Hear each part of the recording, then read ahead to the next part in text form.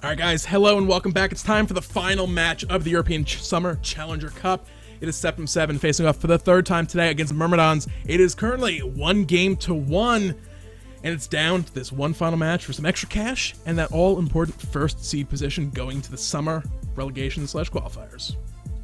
But then again, we've already outlined that the most important part that you win out of this is the gems. You don't want the cash, you don't want the SPL spot, you've already earned that. It doesn't matter which team you play, just so long as you get those swag points. You get the Sandcastle Geb, the Mez voice pack. I mean, who doesn't love that stuff? Summer Smite, guys. It's running, contributes to the overall Season 2 prize pool. And there's some pretty awesome, sexy skins in that one. I have literally been waiting for the Geb skin and everything else to be released. I really want to finish it off. Oh, I've been waiting. I mean, fireworks. Who doesn't like fireworks? We had the fireworks. Hindu was talking about them on Smite FM the other day. I heard Hindu was quite scared of them on Saturday. He wasn't used to the freedom that comes with it, and he was hiding in a bathtub with one of his neighbor's dogs. They both kind of just cowering. They pulled a blanket over their heads and they just chilled for a couple hours. Until it was finally seemed to be over. And then there was that one idiot down the street who was still setting them off at like 4 in the morning, and he was briefly scared again. That's just what I heard. I can't confirm or deny that to be 100% accurate. Alright, well, P's and B's, the picks and bans, whatever the heck you want to call them. Athena Sylvanus combo coming through for the guys on the side of the Myrmidons. Yep, this was a remake of the initial game, so they're kind of just flying through, getting everything put back in order for the luxury of us casters. So we're just kind of waiting for everything to get finalized on screen, and then we'll actually go through and kind of like formally analyze these teams. What are you seeing coming out so far? I mean, there's a couple of repeat pickups. No Hades ban, but it's also looking like, unless they go for a last pick for the Myrmidons, there may not be a Hades Law coming out this one.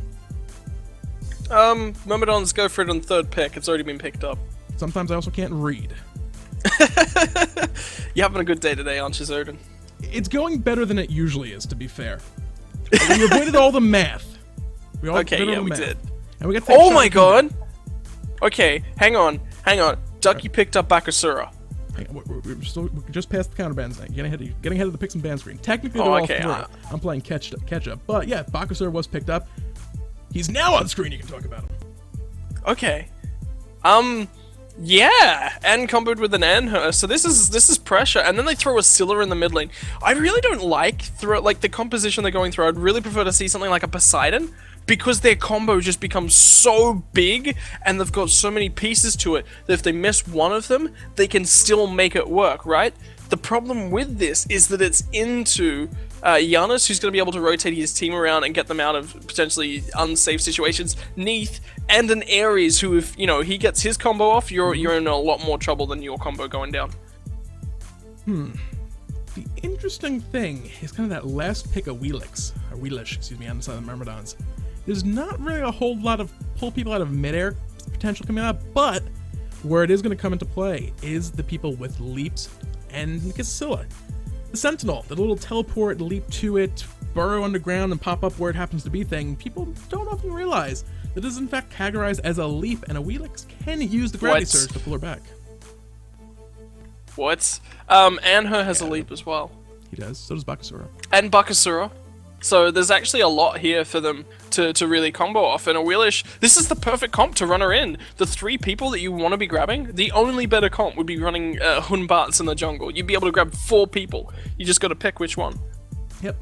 That's it, guys. The game is all set and ready to go. Septem 7 up against Myrmidons for the final game out of the Summer European Challenger Cup. North America still to be played. But for Europe, we're about to close this one out. Who's going to come home victorious in first place overall for the split? We'll be finding out here in just a few. All right, guys, hello and welcome back. It is time for the 12th match of Week 8 of the European Challenger Cup. It's been a long, long road to get here. Both these teams fought hard, and they're sitting here against each other in the last possible match of the European Summer Challenger Cup. It's down to the prize money. It's down to seating position. Both teams have the kind of icing on the cake, or actually the cake itself prize of that seat at the SPL qualifiers and relegations. But who they're going to be up against can be a big factor. First place will be facing off against upcoming stars. Second place against Night's Watch. So, the game still affects quite a little bit going forward. Yeah, it affects your drafting.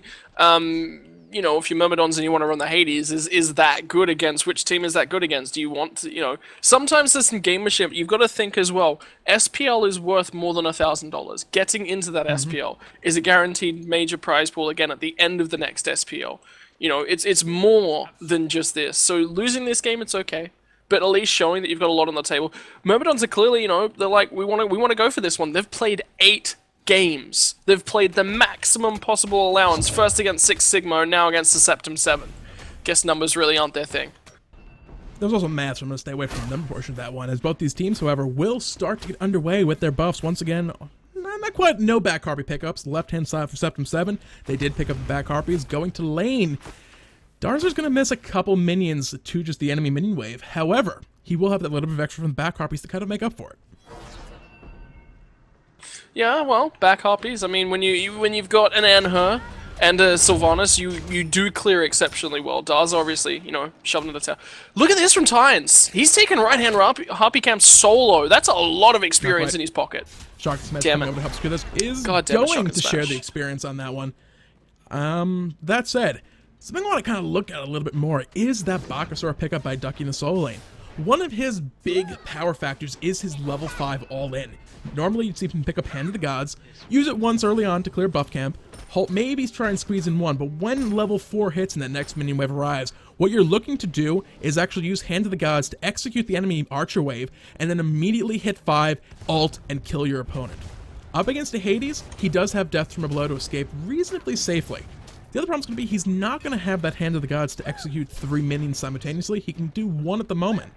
But it's still a little bit of an XP spike, but not quite going to be that level 5 all-in we'd otherwise see, because Moga could very well hit 5 at the same time. Why does he have the Hand of the Gods then? Some of you might be asking. Well, he needs it. Bakasura doesn't have clear. He doesn't have clear. He's 100% auto-attack reliant, except for his Eat minion. That's all he's got in his favor, right? He can't do anything else. He's forced to auto-attack the wave. And Mogal he's Hades. He's Hades clears quicker. You know, that's just how it goes down. Ducky has to find this kill at this level 5 point. He's going to find himself falling significantly behind in just a couple minutes. I don't know necessarily behind, but yeah, he's definitely have a bit of a rougher time in lane. Stain as well, not quite as good as Mogal's Blight stacked and proved 3, so it'll be an interesting interaction to see how that lane exactly plays out. Bakasura, a lot of people kind of wrote off as low tier, bottom tier kind of solo laner. Level 5, you know, he was thinking about it, but Olmog's like, oh, I hear the regurgitate, pop underground, pop up under my tower, and well, your little dive attempt, and you just wasted your ultimate, so I win that. And this is the experience lead that back camps gives you, right? Getting the back camps, Ducky's already hit level 5. He got the speed buff and he got the mana camp as well. So there's a lot in his kit, you know. He's got this level 5 kill pressure, especially now that the combo's gone down from Mogal. Left side, a little bit of a trap being set right now. Dart, they may well full know this is going on because Darter's kind of staring off in that direction. It's like, what are you guys doing behind that wall? Like, I'm pretty sure you're there. I know you're going to not really be able to find much in the back of this. Yeah, you're level 5. I don't really care. Right side, gank coming out. Ducky, a little spot of trouble. Defender is coming on in, but may not channel in time, and he will. It's not going to get there. There is no way that in the world it was going to get there. That's a great combo. Shock and Smash knew that Ducky's going to want to go aggressive at that level 5 point. Mogal, he can handle it. He's got enough damage. He's got enough healing to be able to get through it. It was getting through that initial burst, and then Shock and Smash is there on the side. And that's one hell of a combo. You're caught within that swirling vortex of Pillar of Agony Doom from Hades. Well, Awilix is here. She's standing in the middle of it. You try to leap out, she's going to pull you straight back in, and then have increased attacks. You know, those other goodies that she gets from her ultimate for herself. So, not necessarily a rock and a hard place, but between doom and death in that particular situation with Ducky.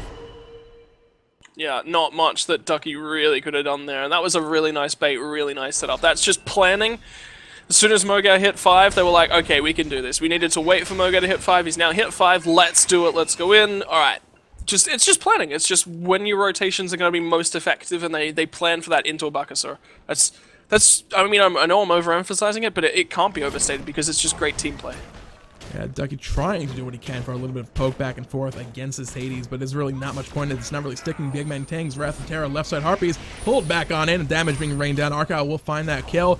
Second of the game, going once again to the Myrmidons. Yeah, and the mid Harpy camps on the left-hand side as well. And I think they got the right-hand side ones as well. So they're starting to trend significantly upwards against the side of Septem 7. You got to remember that Septem 7 have a bakasura, have an Anhur. They're looking for a lot of kill pressure in this early game as well. Tynes is ahead.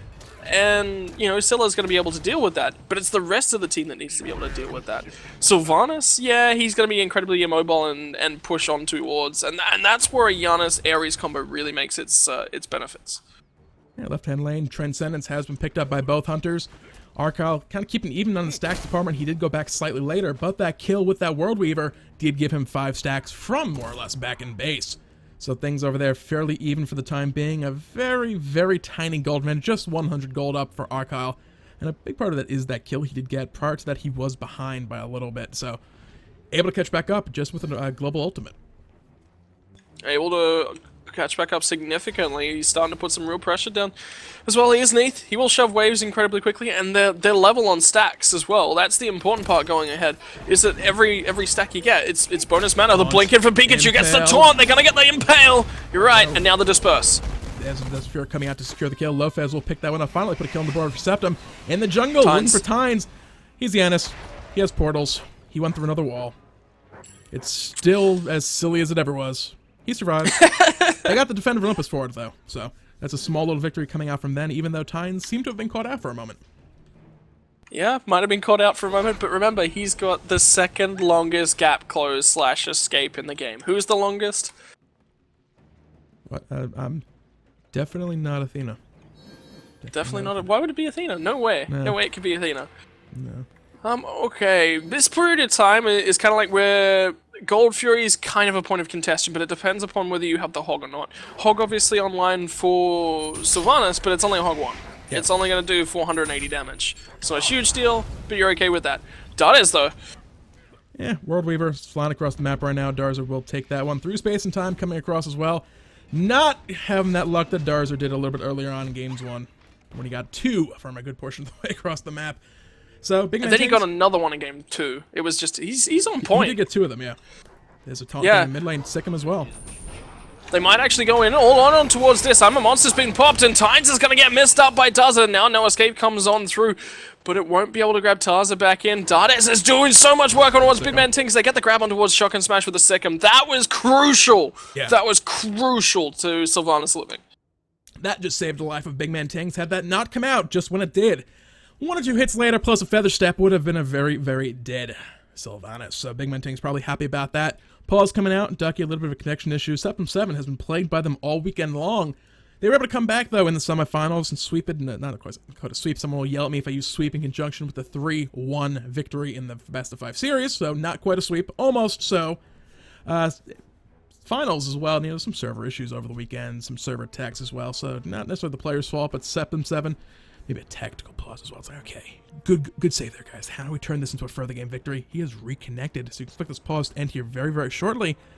Other than that, this game so far, pretty even. We're just past the 7-minute mark. Myrmidons have a small, about a 1,500 gold lead with an extra kill. But it's come down to kind of a little bit of extra farm across the board so far. That's given them that kind of extended lead.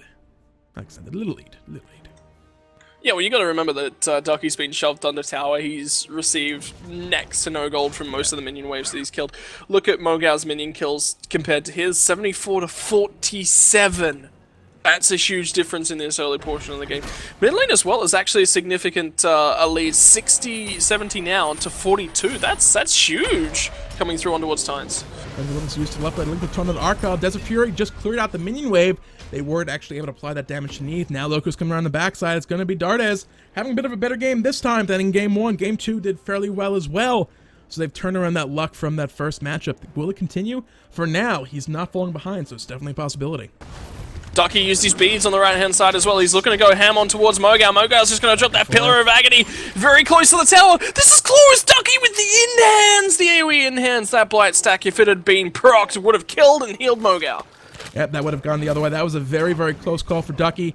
He did the calculations in the math, and he's much better at it than me. He's able to calculate that he had that victory and came out victorious. It may have just been sheer luck, and honestly, because that was really close. I think it was close. It was back and forth. It could have gone either way. Either math genius or very lucky. We're not entirely sure, but he won that 1v1 exchange. Probability? Is this where we bring probability? No, this is getting dangerous now. We're getting too bad. Alright, so itemization's starting to come through from both sides. We're seeing the Butho Thoth continue to be picked up by Mogau as he's rush item on towards this Hades. Warrior Tabi online for Ducky as well, probably going to cap out his attack speed through other means, so there's no reason to pick it up. But Adventurer's Blade coming through for Athena. She's looking to get on towards the Winged Blade. Yeah, Pikachu's gone for it a couple times so far today. It's a decent item overall. It's going to help a little bit against that the Ares if he's applying those slows. The transitions as well coming from Janus. It'll serve her very well in this matchup. And of course, it's health and extra movement speed. No one in Smite is ever going to complain about having extra movement speed at their disposal. And of course, Athena as well. She can pick up some more pseudo-offensive items, pick up more tanky items later on as well, depending on how the match is going. For now, she's more just looking to be that kind of frontliner, getting those taunts out, and then being able to stay alive. Gank right-hand lane, and down comes that Defender of Olympus. Ducky's going to get tagged up in the World Weaver, not quite going to go off. Mogo's going to secure the kill, and then, unfortunately, Pikachu's forced to run away.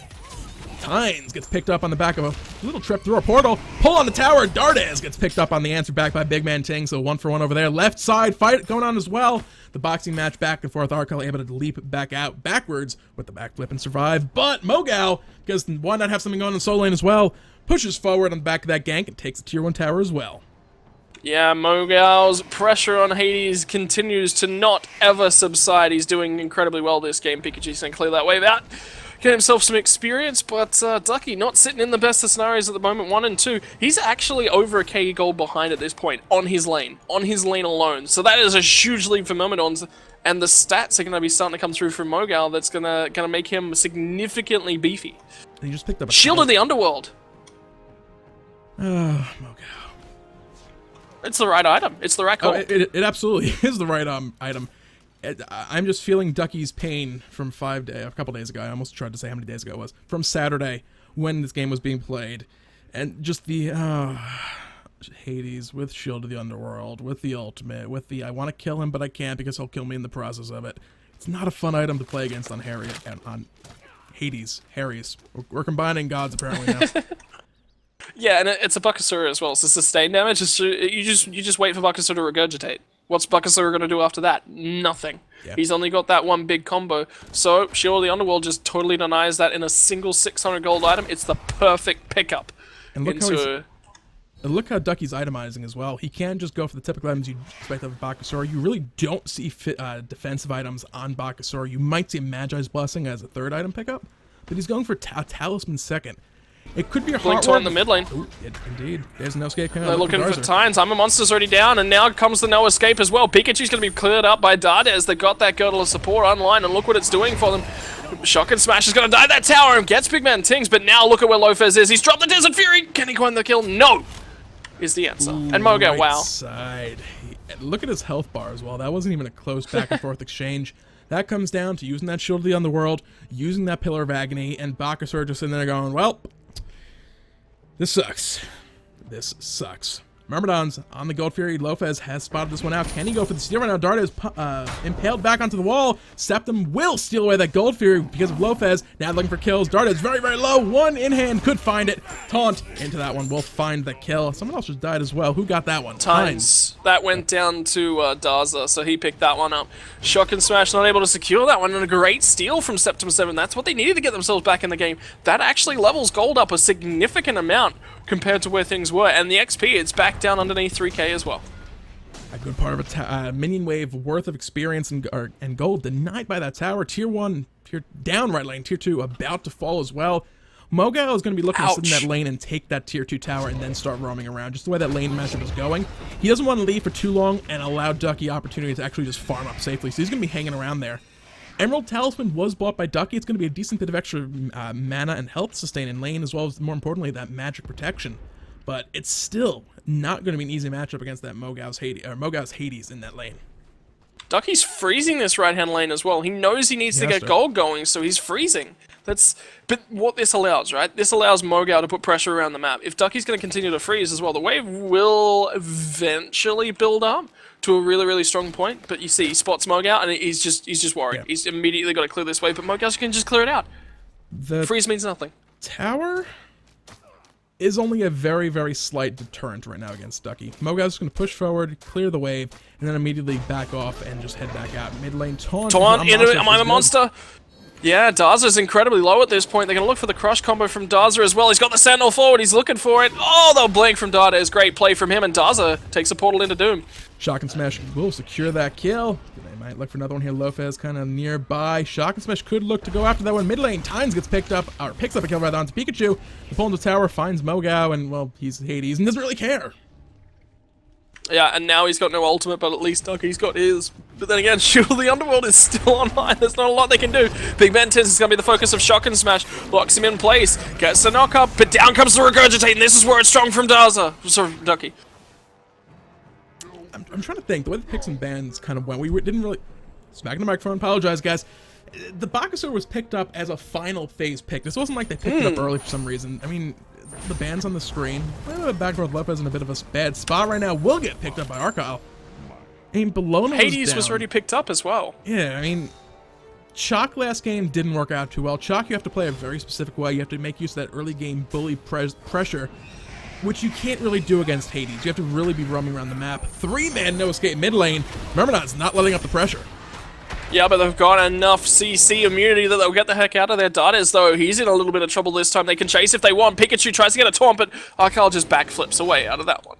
Yeah, that is blink down for 60 seconds. We'll see if they can make use of that little advantage for the next foreseeable future. Really not much for Myrmidons to go for. Decent bit of golden hand. They'll go back to base and shop up a little ways, but yeah, they lost that tier 2 mid lane right lane. Tier 2 mid lane right lane. That made no sense. Tier 2 tower right lane. I think that's what I was trying to say. Mogao, you can now expect them to say, I'm done in lane.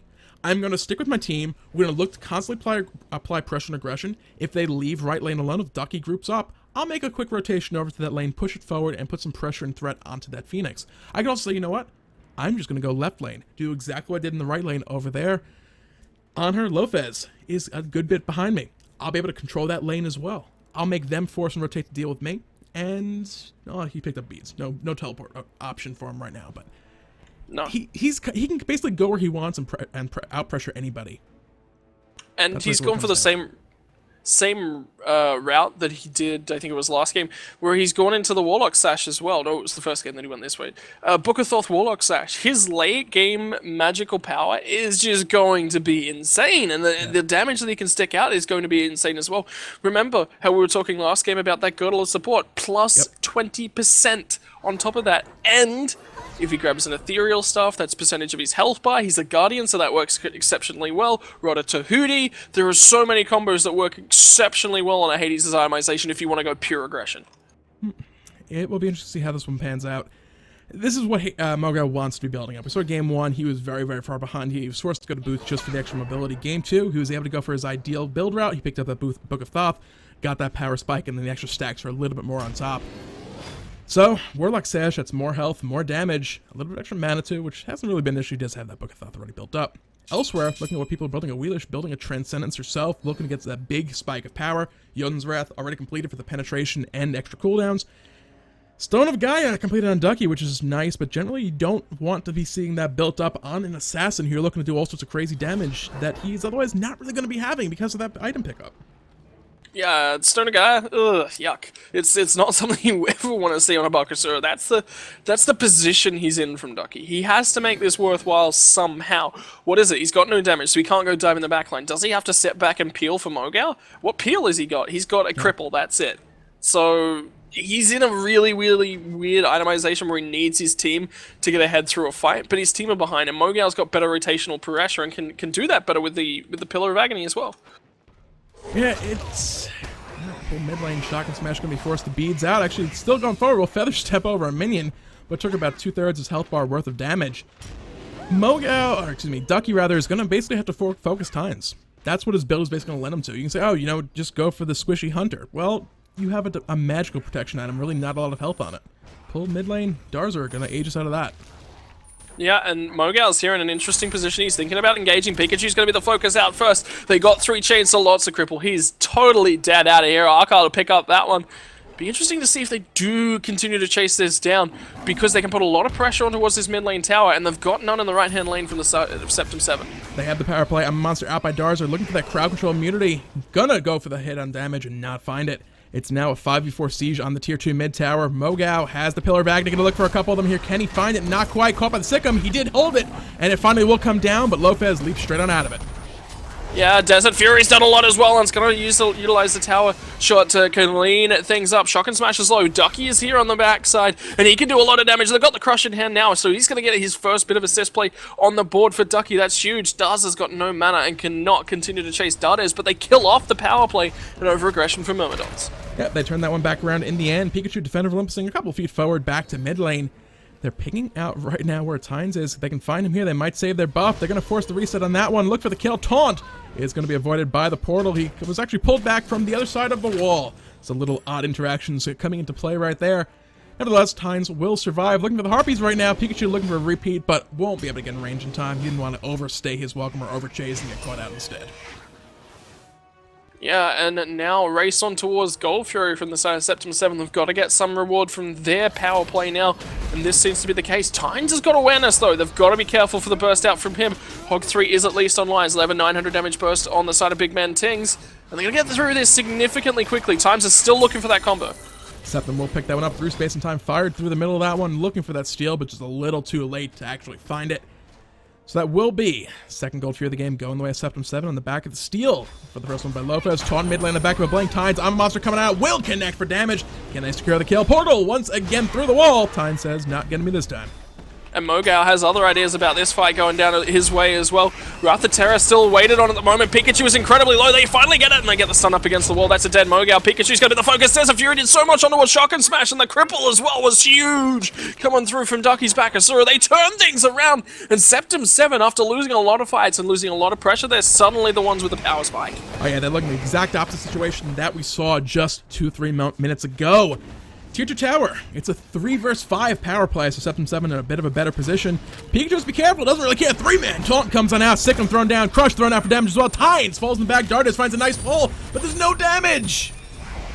Yeah, no, nothing left alive, and he's incredibly low now. The burn is going to pick up 2 for him, but Lopez has got other ideas, and Arkal's locked in place now. They're going to lock it down and confirm a deicide, and a lot of towers, a lot of kills. Yeah, they traded a lot of kills back, but they get the deicide, and look who's up. It's still Daza and Lopez, the two that can pressure towers, can take a Phoenix. Mogao and Shock and Smash are up, and I like the potential that Septem 7 have to take a Phoenix or something major here. Absolutely. I mean, they're not going to be able to find it right at this moment. With the two of them back up, Mogao and Shock and Smash could very well hold those two off. Yeah, they're great, but they're also squishy. Assassin Guardian versus Mage Hunter. Septem will need to play that perfectly to not get killed themselves. They're going to go ahead and back off. They have a lot of extra gold in the back of those couple towers and a couple of kills. The game is more or less even right now.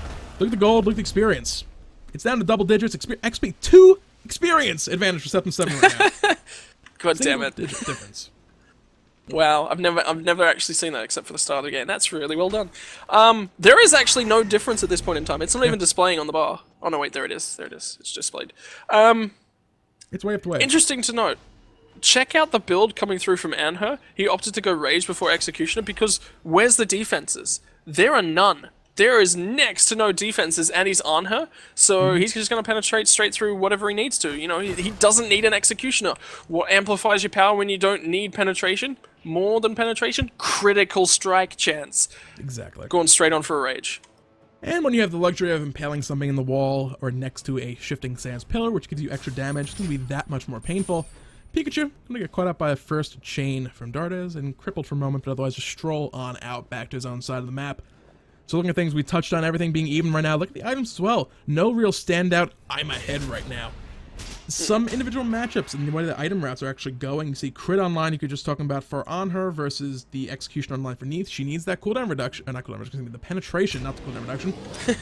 I don't know where I got that from, but it is what it is. Rage also online, so it's not a complete lack of crit for Arcal, but Rage versus a Hidden Dagger. Yeah, Rage is definitely a lot better.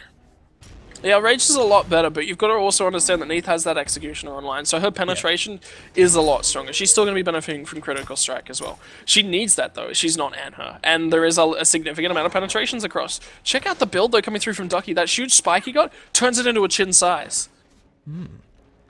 A little bit of a luxury item. but definitely needed. Less luxury item than it used to be. It's now cheaper. 3-man no escape attempts. Going to be more or less avoided by everybody. He's going to drop back down. Crowd control removal has now been popped. They could look for the follow-up fight with that all down. Knock up from Shotgun Smash. Not going to hit, as the girdle was popped by Dardes, but they're going to go ahead and disengage. Yeah, interesting to pop the girdle at that point in time as well, because there's still two fighting on the right-hand side. I'm a monster, did land on towards Archile, did some significant damage, but now it's on towards Tynes. He's running forward. He's the one with the huge health bar that needs to be able to be brought down. Except for, you know, Data's standing there as well, but Wisp's going to heal everyone up, and suddenly solo laners making their way across as well. Pikachu gets a taunt. Yep, good damage on the Tynes. He will, once again, portal through the wall. He's out free and clear. Janus, so silly. Stop doing that, please. We want to see you die for once, and not just sneak out the sliver of health. The siege still on by Septem 7 in the left lane. Yeah, and they're going to be able to pick this one up. Now, something that is actually underrated by a lot of people, everyone says that Janus is a late-game god because of his damage and damage alone. No, it's also his ability to escape. He has CC immunity, he has the ability to get through walls. He's going to live on those sliver of health scenarios. That's his potential late game. When your kills are worse so much more, he's going to live and be able to clear waves and keep more alive. That's where his strong suit is, and who better to show it right now than that last play on Tynes? And that's why you so commonly see these cooldown utility builds coming out of him. Archile caught by a taunt. Darzer on the back of the Impale finds that kill onto him. That's a 4v5 power play going once again to Septem 7. Let's see if they can turn this into something else. Gold Fury going to be the next call here as they start that up. And with Myrmidons right now, it doesn't look like they're going to look to stop that. Yeah, I don't really think they can either. It's just a suicide effort if they go and do that. They've still got a large portion of their ultimates online. Lofez, Daz is the only one missing an ultimate, but there's all ultimates up for the side of Myrmidons as well. So it is 4v4 in terms of ultimates, but it's just a little bit risky. You can't pile in there. They've won the fight. Give it to them. Yeah, Gold Fury's worth a lot at this point, but it's not worth losing a Phoenix. No, definitely not. The Siege still going to be continuing in this left lane. They want the Fire Minions as far away as possible from that Fire Giant. So we have the choice of all three lanes. Why not go for the one furthest away? Respawns have come out, or not quite yet. Archile going to be respawning in just a moment. There's the Blink No Escape coming out. It's going to pop some beads and crowd control removal and find one pull, but Ducky immediately gets that Defender of Olympus on him from Athena. They will all be alright, and that's an ultimate down. Yeah, ultimate down, and Pikachu's still looking for more on towards Mogao. Mogao's going to be the focus, does get Pillar of Agony up, but he's the only one sitting in it, so can pop it down as well. Darky, you're in trouble, son. You got to get out of there. Yeah, we'll leap away as soon as that portal goes down, but Darzer, they clean it up, and they're going to re-engage. Gravity Surge was out of range. Darzer finds that kill on Tynes. Pull onto Archile, backflips out immediately on the back of that Beads. But can they lock him down? The Iron Monster's out looking for that big hit. If he finds that for damage, that's going to be almost 1,000 damage. Lofez immediately cleans up that kill. Only 3 members left standing between Team Septem 7 and the enemy Titan, but they have a couple Phoenixes to get through before that. In the back line, Big Man Ting's in a spot of trouble. Yeah, Shotgun Smash was focusing on towards him. Pikachu's incredibly low as well, and Mogao's going to pick that one up. Great combo from the two of those. They lose a Phoenix, but now they're going to lose Shotgun Smash as well. And Septem 7, they might go for the final nail in the coffin right here if they want to, but no, it's going to be the safe play. And I like this. I didn't think that going all in right there was the right idea. No. Just pushing that minion wave in, because you got the left-hand Phoenix, Fire Giant is all but secured. Respawn times are coming up right now. They will have the through space and time to get over there and contest quite rapidly. And fired at the correct spot, Tynes could very easily steal that from across the map, because with the extra fully charged damage from the range increase, that may not have made much sense. The further it's through space and time travels, the more damage it does, up to a cap of, I believe, 200%. So I was trying to get at. He could potentially very easily steal that away. It'd be more of a, just let's hope it hits at the right time thing, but you don't want to risk that situation when it's like we can otherwise say, let's just wait, regroup, and look to do it once we've actually taken a couple guys off the map. Because look what happened last time. They just played it didn't play it safe, didn't play it carefully. They just waited, okay, look for the right opportunity. Pikachu, preemptive strike forward, taunt, we kill somebody, and then we are in control of the map. Yeah, and look at the grouping now coming out from Septem 7 over towards the Fire Giant. They're trying to bait Myrmidons in towards it, and there's no active space. Shield of the Underworld was focused out from Mogao, and no teleport means that he can't clear waves on that left-hand side and continue to stack up a Warlock Sash. They're going to start it. They're just going to go ahead with this one. Ducky can push the wave up, and they've still got pressure, and Tynes are still in that mid lane. They're going to fall off it for now, but not for very long. They're looking for a pick. Yeah, they're going to look for the bait, look for the dance. This is the first Fire Giant dance we've really seen so far on competitive Smite since the patch launched last week. There's the blank Pikachu finding a taunt on Archile. Backflip was still available, as was Beads, so it's going to be okay overall. Shotgun Smash finds the pull into Darzer, but not really much in the way of follow-up damage. 5-man no escape coming out. Who's going to get pulled? Oh, it's going to be absolutely no one, but now look at the Armor Monster combo to come through from Dazzler. It does so much damage. They've lost 2 from the side of Myrmidons, and they're going to lose a 3rd in Arcyle at the moment, but look at where Shock and Smash went forward. It's a triple indeed. Ducky steals away the quad, but it doesn't really matter. At that point, the game was over. Phoenix on the left-hand side, they can just push straight on down and kill off the Titan. Yep, 40+ seconds on respawn time. They're not even going to be waiting for minions on this one. Pikachu may observe the Phoenix on his way through, but as the rest of the team does catch back up, they're going to go straight for this Titan. Look at its health bar just dropping rapidly. That is going to be the game's surrender vote will come on through. Septem 7 will go home first place overall for the European Summer Challenger Cup. Yeah, $2,500 sent straight onto the guys over at Septem 7. Congratulations, guys. You'll be facing up against the Night's Watch. No, it was Upcoming Stars that finished off last. So they'll be up against Upcoming Stars. And Myrmidons will be playing up against the Night's Watch for their spots in the SPL. Yep. So congratulations to these guys. Congratulations to everyone who played. It's been a long journey for a lot of these teams. And going forward, it's not going to be all too different. I mean, they still have a long way to go. If they find themselves in the SPL, the road and the hopes and dreams of sitting in the Smite World Championship for Season 2 still very much going to be alive. Yeah, could we see a Hades played by Mogao at the World Championships? Possibly. Could we see, you know, some of those aggressive picks? Chark constantly picked out. Mogao's one of those players that forces bans every single game. If we see that at the World Championships, and they're at that level of play, it's going to be insane. Hindu, I think you want these guys into Worlds. I'm not Hindu. No, but, you know, we're calling out to Hindu. Hindu, these guys are your chance. Yeah. I know. He's not here. So you're getting me confused now. These strange little things.